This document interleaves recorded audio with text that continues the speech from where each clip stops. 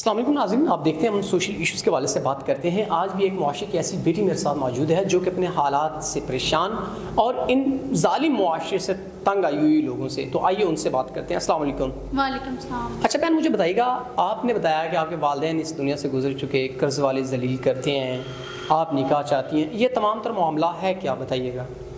Sir, मेरे वालिदैन वफ़ात पा चुके हैं, रिश्तेदारों ने मेरा जीना हराम कर दिया है। मैं एक हाफ़िज़ कुरान लड़की हूँ, सब पे लाजिम है कि वो हाफ़िज़ कुरान लड़की की इज़्ज़त करे, हाफ़िज़ कुरान वाले की इज़्ज़त करे, क्योंकि कुरान उसके सीने में होता है। कर्ज़ वाले आके नाजायज़ फरमाइशी करते हैं, उसे कि ऐसे इंसान चाहिए जो इसकी इज़्ज़त करे, उसका मुहाफ़िज़ बने, क्योंकि निकाह करना सुन्नत है, निकाह गुनाहों को बचाता है।